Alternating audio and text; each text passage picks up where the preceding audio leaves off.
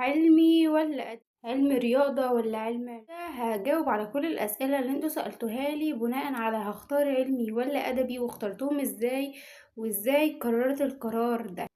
قبل ما اقولك انا اخترت ايه، علمي ولا ادبي، علم رياضة ولا علم علوم، هقولك انا ازاي حددت الحاجة اللي انا عايزاها من دلوقتي. اول حاجة هتحدد من خلالها هتخش علمي ولا ادبي ولا علم رياضة او علم علوم هو هدفك. يعني مثلا انت عايز تخش الكلية دي هتشوف هو بتروح لها من انهي مجال او بتروح لها من انهي علمي ولا ادبي او علم رياضة او علم علوم. انا عايزة اخش الكلية دي فهشوف بتروح لها من علمي هخش علمي، بتروح لها من ادبي هخش ادبي. واهم حاجة اكون انا مرتاحة في المكان اللي انا رايحاه، مش رايحة مغصوبة من حد، ولا ان انا مثلا ايه اخش الكلية دي علشان كل الناس بتخش نو. فدي اول حاجة هتحدد من خلالها هتخش علمي ولا ادبي ولا علم رياضة ولا علم علوم. تاني حاجة هتحدد من خلالها هو ان انت هتشوف اكتر مواد انت بتحسها لذيذة او ان انت بتعرف تذاكرها وبتعرف تجيب فيها درجات كويسة وهتخش من خلالها. يعني مثلا بجيب في الكيمياء والفيزياء درجات كويسة وحاساها مادة لذيذة وماشيين معايا، اوكي انا هخش علمي كده.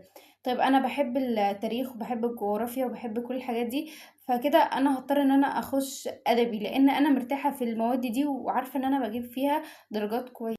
فدول اكتر اتنين او اكتر حاجتين هتحدد من خلالهم اذا كان هتخش علمي او ادبي. طبعا انت في سنة تانية زي كده هتختار ان انت تخش علمي ولا ادبي الاول. اول لما تروح لتالتة هتختار بقى يا علمي علوم يا علم رياضة. فانت بتكون محدد الهدف بتاعك من دلوقتي، تشوف المواد اللي انت بتجيب فيها مجموع عالي، تشوف المواد اللي انت بتستريح فيها اكتر، المواد اللي بتعرف تذاكرها، الحاجة الكلية اللي انت نفسك تخشها. فبتختارها من دلوقتي وبتختار من خلالها هتخش علمي ولا ادبي او علم رياضة او علم علوم. ما تمشيش ورا اصحابك في ان هما مثلا هيخشوا علمي فانت هتخش علمي زيهم او هيخشوا ادبي فانت هتخش ادبي زيهم. لا، انت هتخش الحاجة اللي انت مستريح فيها وشايف نفسك فيها او شايف مستقبلك فيها. اذا كان علمي او ادبي مفيش حاجة اسهل من حاجة ولا في حاجة اصعب من حاجة. هي الحاجة اللي بتفرق بس يعني انت اللي بتفرق ازاي بقى. انا لو دخلت القسم ده وانا حباه هجيب فيه مجموع عالي وهجيب فيه درجات عالية. لو انا دخلت القسم ده وانا حباه برضو كذلك. طب انا ما بحبش العلمي ودخلته، مش هتجيب حاجة حلوة، مش هتجيب مجموع حلو، مش هتجيب درجات حلوة في المواد اللي. فأهم حاجة حب القسم اللي انت فيه او حب المواد اللي انت هتاخدها بعدين لان دي اللي هتحدد مستقبلك. وطبعا اذا كان علمي او ادبي دي ليها مواد ودي ليها مواد، والحاجة المشتركة ما بين العلمي والادبي هو العربي والانجليش. دول المادتين المشتركين ما بين القسمين وما بين علم رياضة برضو وعلم علوم. فكلا الحالتين هتدرس عربي وانجليزي. اما عن حتة صعوبة الامتحانات فاحنا مش تايهين عن صعوبة الامتحانات في الثانوية العامة اذا كان علمي او ادبي او علم رياضة او علم.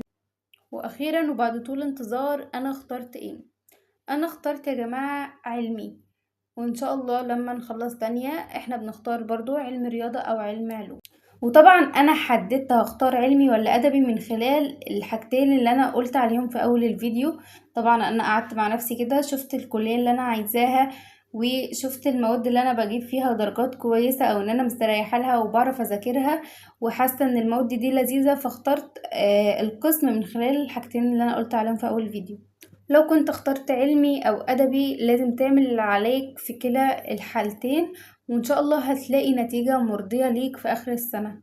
بس كده يكون فيديو النهاردة خلص. لو عجبكم الفيديو متنسوش تعملوا لايك واشتراك في القناة وقولولي في التعليقات انتوا اخترتوا علمي ولا ادبي.